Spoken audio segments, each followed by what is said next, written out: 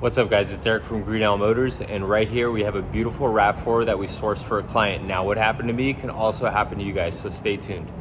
Alright guys, so this is the last one out of the bunch. This is a 2021 Toyota RAV4 Adventure Edition. So gonna get this out, get it nice and maintained, get it all cleaned up, and then this one's going to one of our clients, Caesar. It's gonna be amazing, so let's get out of here. So I'm not a huge fan of Toyotas, as you guys all know, but if you guys are requesting certain type of car, I'm always willing to get whatever it is. So this right here is a 2021 RAV4 Adventure Series. So this is going to one of our clients. I gotta get it ready, get it put through maintenance, and she'll be good to go. All right, so we are pulling out with the last car from the week. So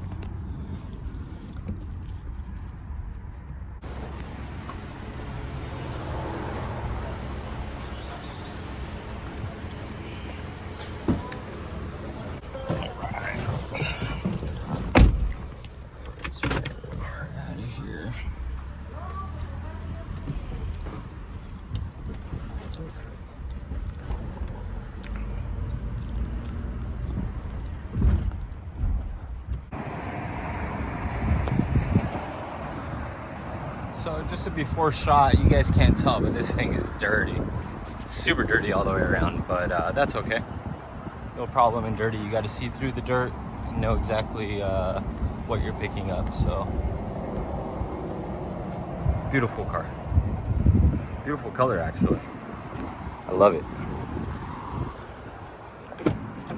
So right here, this is a beautiful 2021 Toyota RAV4 Adventure Edition. Now this thing is beautiful in person. Let me give you a quick walk around and then I'll get into what happened. All right, so I've had this car not 3 hours in my possession, and let me give you guys a walk around. So I just spent the time cleaning it up, getting really down into the car, and making sure that our client gets an absolute beautiful car when it goes into their possession. Now this is a 2021 Adventure Series. This is what was requested for purchase, and this is the first time it's happened to this degree. Now let's get a little closer. Number one, look at that paint. You see how scuffed up that is? It's just not ideal, right? So I noticed that.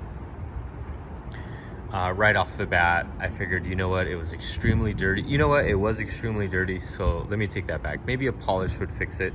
Actually, I'm pretty sure a polish would fix it, but that's not the actual problem. Let's get a little deeper. So, first of all, now, before I turn this over to our customer, it has to be resprayed. This wasn't disclosed, it wasn't in the photos, and it is now here, and I've only had the car 4 hours, okay? So apart from that, let's walk over here. I noticed right here on the fenders, I'm like, what is going on, right? So it causes me to look closer, and then I move my eyes over here, and then I'm like, something happened here in the front end, right? Now, I'm not worried about an accident in the front end or anything severe, but what I am worried about, I'll show you. So those things don't even worry me so much, because it's a nice car overall. And remember, I haven't polished the car. I washed it, gave it a good what do we want to call this, executive wash, let's call it that. So no wax, nothing like that. I didn't use anything on the tires, no degreaser, nothing like that, but it is a beautiful car. But what's difficult is when you purchase a car and this isn't what you expect, right? So this portion right here is popping out, more so on this side than this side. Up here, they did some sort of work to it, right? So once you start getting closer and the longer you have the car, now I don't think our customer would notice it right off the bat. And you know what? Maybe our customer would never notice it, but me being the car guy and super detail oriented, I mean, we got to do what we got to do. And I'll explain to you how we rectified this. But you see right in there, you can see the overspray over here. It's like amateur hour all over the car, right? And it gets worse. I'm gonna show you now. The way I deal with cars and things like this, I'm super glad, because this can happen to anybody, right? You purchase the car, you know, none of this stuff was disclosed to you. You have the car over a week, 2 weeks, and you start noticing things that, you know, no one made clear to you, right? And that's not cool. That's not cool. So I'm going to show you something a little further. We're gonna dive deeper, and this is the actual reason that we're not going to turn this car over to the customer. Customer doesn't know yet. So his name is Caesar Margarita. So it's not going to work out the way I want it to work out. Number one, because I got a ton of money invested in here, and they will have a ton of money invested in this vehicle here shortly, right? And my money has to be good money on a good vehicle, and that's the only thing I deliver, right?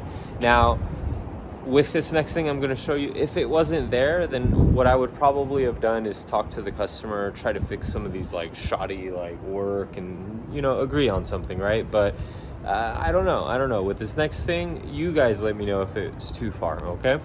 And before you walk over there, guys, make sure you follow and subscribe. I'm always getting into something new. I own a used car dealer here in Southern California. If there's anything you need and you're ready to make that purchase, make sure to holler. We'll get you what you need, all right? But let me show you. All right, so this is where it gets dicey. So not on the front end.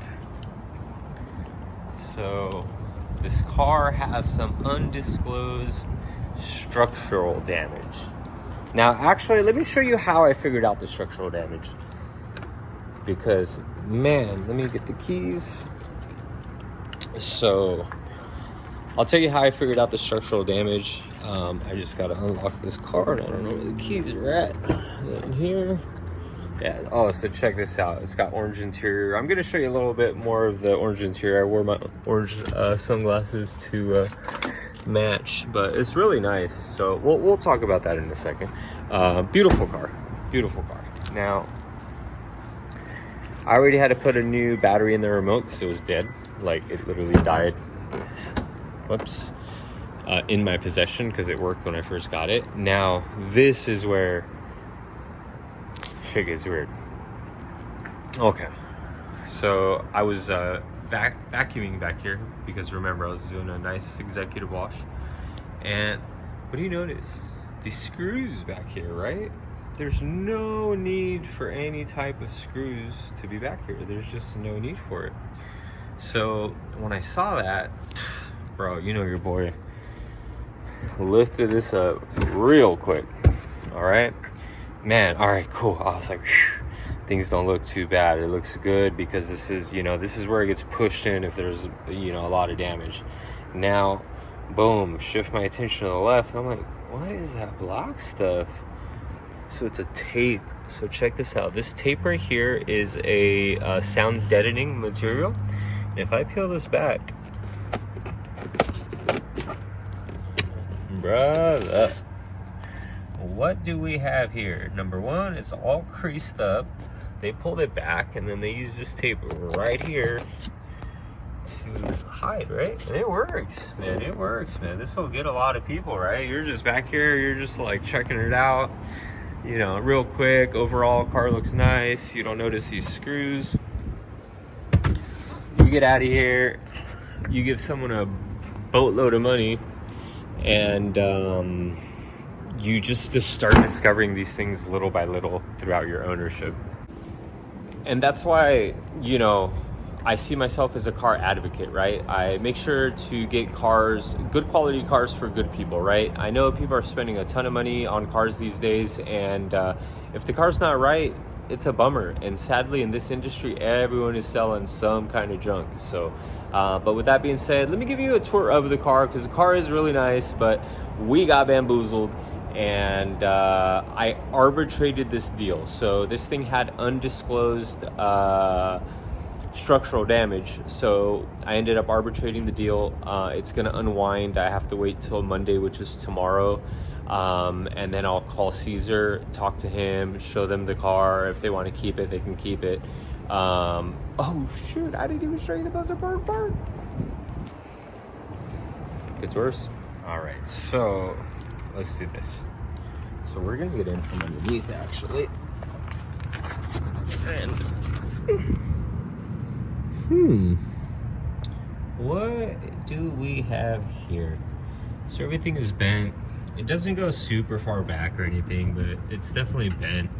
And if it's undisclosed, it's undisclosed. You know what I mean? If that structural amount right there would have been there, let's say that was already there, and then I don't know, man. It's a tough car to spend 30 grand on and not have it be what you think it is, right? Now, is it ugly? No, but it is what it is, right? And if we can unwind it, get some of our good money that we have invested into the car back out, let them deal with it, because this isn't our issue. You absolutely 100% have to disclose these issues, but you only have a very short window of time to arbitrate a car. Now check out that car. Beautiful car, right? It's got super nice little pockets. It's got the upgraded screen. I forget what they call these seats or the material. So it's an upgrade to this model along with the screen. I believe it's slightly lifted. Different suspension, just a few different things, but it's really nice. And I'll show you back here. So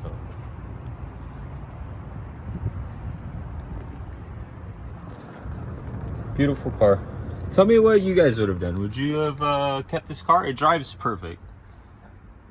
No issues at all. It's 10 out of 10, with the exception to what I showed you. So that's where we're gonna leave the video, short and sweet. That's what ended up happening with that car. It's the first time it's happened, at least in that way, and I've sold quite a bit of cars now, but anything that isn't disclosed, it's arbitratable.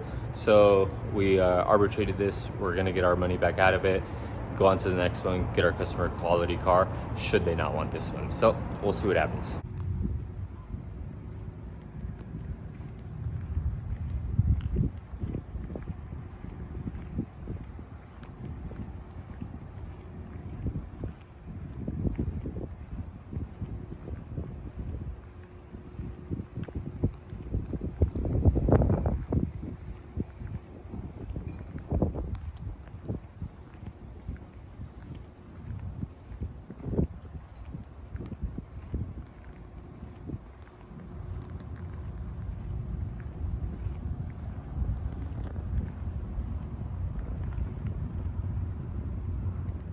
Now, there's also a few things to consider with the car. Things like, how many miles does it have, right? It's got 42,000 miles, and that for a Toyota of a few years old, you know, these things are creeping towards 100,000 miles because people use them as commuters, right? So the miles are right. Single owner, one accident apparently, and that's what we got. So clean title. We'll see. It's priced right. It's a beautiful car, beautifully spec'd. So we'll see what the customer decides, and I'll keep you guys in the loop. So for us, it's just more important making sure that if it's arbitratable for us and we have our own money invested into it, that we disclose everything right off the bat, because it needs to happen. And if we can pull out our cash and get another unit, that's what we'll do. So there's never a shortage of cars. We're able to get anything and everything. So we want the right ones each and every time. So we'll see what happens. Keep you guys updated. All right, so we just got word back from the customer. We went to visit. We went to show her the vehicle, and the decision was made that she's not gonna keep the vehicle, but that's cool. That's what I wanted. She agreed with me. Everything was cool. Everything worked out. Man, my eyes are so red. So I got automatic transmission fluid in my eyes earlier. So that was rough. But yeah, so we're gonna rewind this transaction, get her another car. She was super thankful. This could have happened to anyone, man. And you could own the car for 6 months. You might not ever know, right? You might not know anything about cars, but that's not what we do. Clean title, clean cars. If it isn't an accident, we want it to be disclosed, not undisclosed on the Carfax. So we paid top dollar for the car. It's not like we got an amazing deal.